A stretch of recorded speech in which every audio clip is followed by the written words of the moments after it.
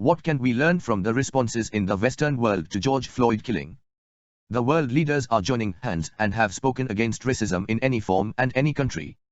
Most of them have supported people's right to protest and concern raised by the African American in the United States and other countries.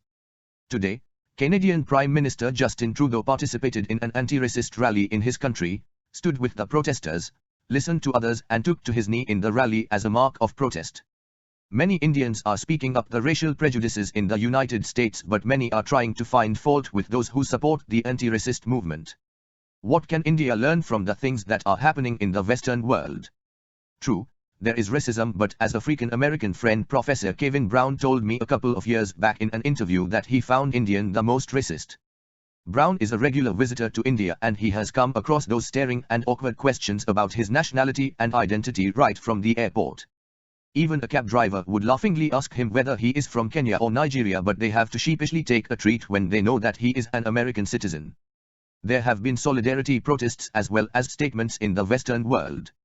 Individuals have come out in London, Paris, Copenhagen, Auckland, Sydney, and in various cities of Europe, Australia, Canada and New Zealand to express their solidarity and support to the Hush Black Lives Matters, but more than that, they all feel that same thing exists in their societies and need a serious answer.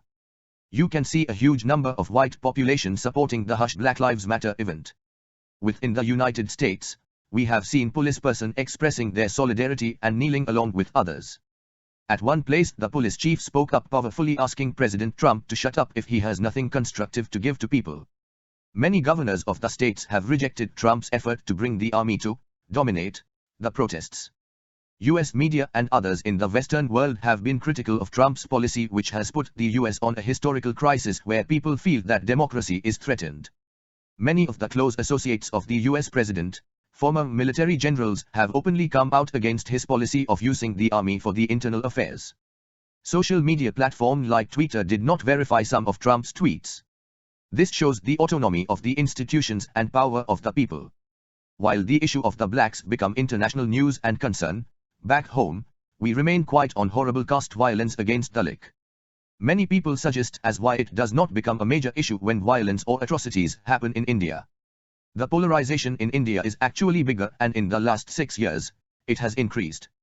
Now, we have media and academics who are justifying things and ensure that every issue is converted into a national anti-national debate and then bring a conspiracy theory in it. So slowly, the issue is relegated into backstage and we start discussing politics and individuals. It suits all, as most of those claiming to fight against two don't want an issue to be resolved because the issue here becomes getting the eyeballs and media attention. Frankly speaking, social media in India is not really engaged in constructive discussion but more on building a brand. At every level, each one of us actually suffer from a mindset and thinking of us as a brand. Now, the issue of caste discrimination and the related issue of untouchability and gender discrimination does not become news because we don't have strong institutions in India. They have been dismantled and people never bothered. Each party who formed the government actually used these institutions to serve their own political interest, and the result is that we never have proper discussions to strengthen them and their autonomy. No purposeful debate happens as political leaders know the weaknesses of each other, and hence rather than providing a constructive critique, they actually start giving us details about their opponents who have now been treated as enemies. Most of the media is heavily inclined towards the government or official viewpoint because of the advertisements. Unlike the Western world where we don't see government pampering media with its adverts and that make them independent. That is why a journalist can counter-question the most powerful man in the world. That is why people can mock at their leader. Officers can speak up and ask the president to shut. Why is it not possible in our country? Because political parties and leaders don't want people to remind them of their rights and duties. Politicians or leaders for us are like messiahs or my baps.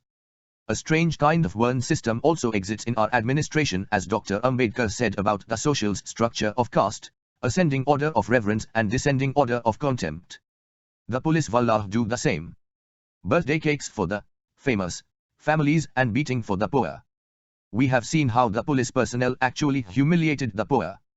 Here the police are under tremendous persons and most of their CRs are based on the higher-ups and political connection matters, hence they do become part of the structure. Rather than protecting the people, they side with the leaders. They follow the order from the higher-ups even if that order is morally incorrect or wrong in law, but since the order comes from the above, they follow it up. There were certain brave officers but they were punished. The importance of the Western world is on strengthening the institutions and freedom of individuals. On both the counts, we do not stand near them. In our part, an individual is not free and cannot really live a life on his or her own. All acts of individuals must be approved by the society even if they have done everything legal. We have our Khap Panchayats everywhere and they are ready to kill, and therefore most of the individuals become fiercely loyal to their caste identities. There are very few who come out of it, but those who come out of it actually are persons of nowhere.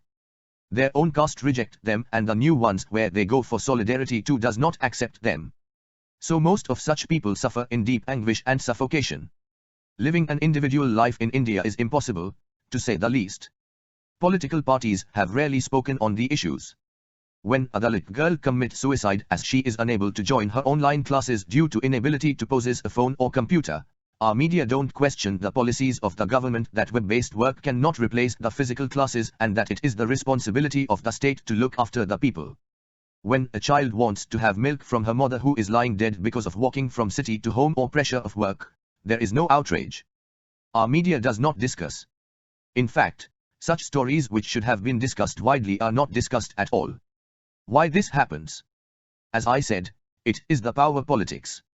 Everybody is enjoying power, whether money power or political power or social power, and none is ready to cede that for an inch.